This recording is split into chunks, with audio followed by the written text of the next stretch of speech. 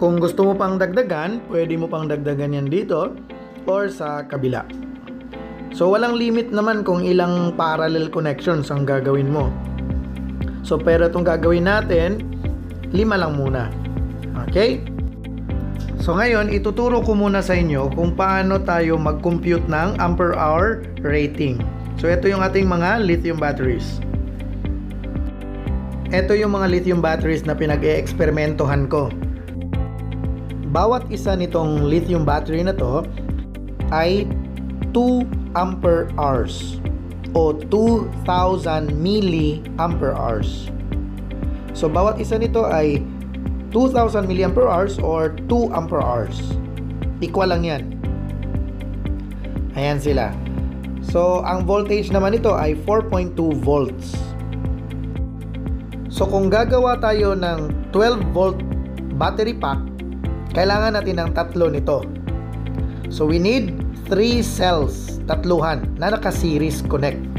So ilalagay natin dito sa kanyang holder. So ito yung una, 4.2 yan.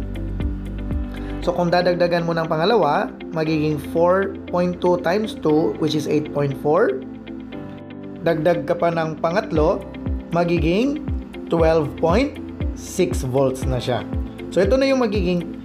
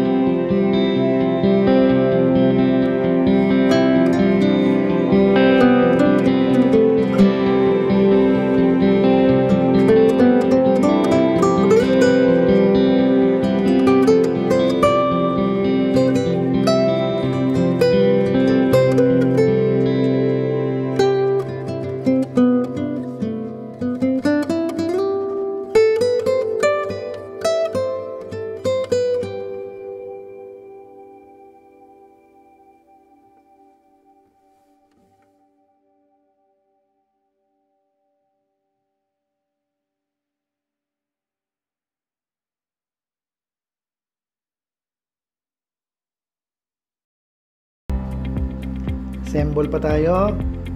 Same. Positive. Baliktad. Negative. Positive. Takpan natin. Ayan. So, ito naman, ang total nito ay 8 ampere hours na. And then last, gagawa tayo ng panlima. Kasi 5P ang gagawin natin. 3S, 5P. So, ayan, makukumpleto na natin ang ating 3S, 5P. Ang total na nito ngayon ay 10 ampere hours na. Pero 12.6 volts pa rin lahat yan kasi naka-parallel connect sila. So, paano ba mag-parallel connect? So, simple lang. Ito sila lahat, i-connect mo yan sila lahat. Parallel connect yun. Bali, i-jumper mo lang sila lahat. Yan, parallel connection na yan. Ito din, i-parallel connect. At ito din, i-parallel connect lahat. Babaliktarin natin. Same din ang gagawin sa likod. I-connect mo rin sila lahat. Ito, i-parallel connect din. Then, ito, i-parallel connect din. Then, ito, i-parallel connect din lahat. So, total of 5 parallel connections to sila. Kaya siya 5P. Okay, balikan natin ha. Ito ang ating 12.6 2 ampere hour pack. Yan, ija-jump dyan. So, series connect. Ito, ija-jump dyan. Easy series connect. Ayan. So, ang total nito dito ay 12.6 volts. So, ito ang tinatawag natin 12.6 volts na 2 ampere hours. Another 2 ampere hours. Another 2 ampere hours, another 2 ampere hours, and then the last 2 ampere hours. Kaya ang total nito ay 10 ampere hours. Naka-parallel connect, naka-parallel connect, naka-parallel connect. Baliktaran yan, ganun din. Naka-parallel connect din siya. So, ito yung mga natapos ko na. Ayan, nasolda ko na yan lahat. Nalagyan na rin ng BMS. So, ito positive, positive, positive, positive, positive. Ito din yun siya. Positive, positive, positive, positive, positive. Parallel connect. Negative, negative, negative, negative, negative. Ito din siya. Negative, negative, negative, negative, negative. Parallel connect. Ito din. Positive, positive, positive, positive, positive. Positive, positive, positive, positive, positive. Naka-parallel connect din yan. Baliktarin natin. Ganon din siya. Baliktarin din natin tong isa. Ayan. Baliktad. Okay. Dito naka-parallel connect din sila lahat. So, ganito. Negative, negative, negative, negative, negative. Negative, negative, negative, negative, negative. Ayan, naka-parallel connect lahat. Ayan, positive naman yan. Ganon din dito, positive din yan. Naka-parallel connect. And then last ito, mga negative. Naka-parallel connect din yan sila lahat ng mga negative na yan. Ito naman yung mga series connection. Yan, naka-series, naka-series, naka-series, naka-series, naka-series.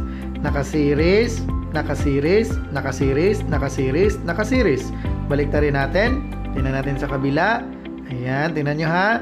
Ito naman yung part na naka-series. Ayan.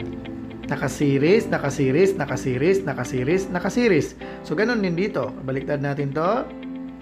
Ayan.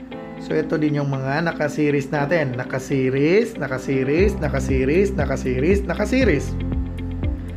So, yan na siya. Etong isa, nasolda ko na. Nalagyan ko na rin ng BMS. So, tingnan nyo. Ayan. Yan yung ating main positive. Then, ito negative. Hindi yan main ha. Negative lang yan. Naka-series connect yan papunta dito sa positive na to. Then, ito naman ay negative na naka-series connect naman sa positive naman na to. At itong sa kabila ang ating main negative. Lahat yan, negative yan sila lahat. Negative. Ito naman lahat, positive naman lahat yan. Main natin yan. Okay? So, tingnan natin yung iba ko pang nagawa. Ito yung mga nagawa ko pa. Ito, meron pa. And then, meron pang huli. Last. Ang apat. Ayan. So, apat na yung aking nagawa na nasolda ko na. Ito yung aking mga tigti 10 ampere hours na mga battery packs. So, pwede ako makagawa dito ng 12 volts. Pwede ako makagawa ng 24, 36, at 48. Kaya ko yan siya hinihiwa-hiwalay. Kasi may mga paminsan kailangan kong ititest, kailangan ko ng 4 na batteries para 48, 3 para 36, or 2 para 24.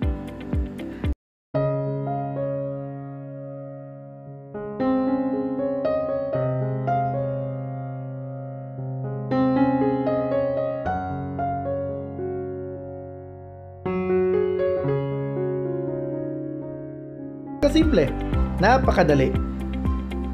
Okay, so thank you guys. Sa susunod, gagawa naman tayo ng video about BMS naman, kung paano natin i-connect.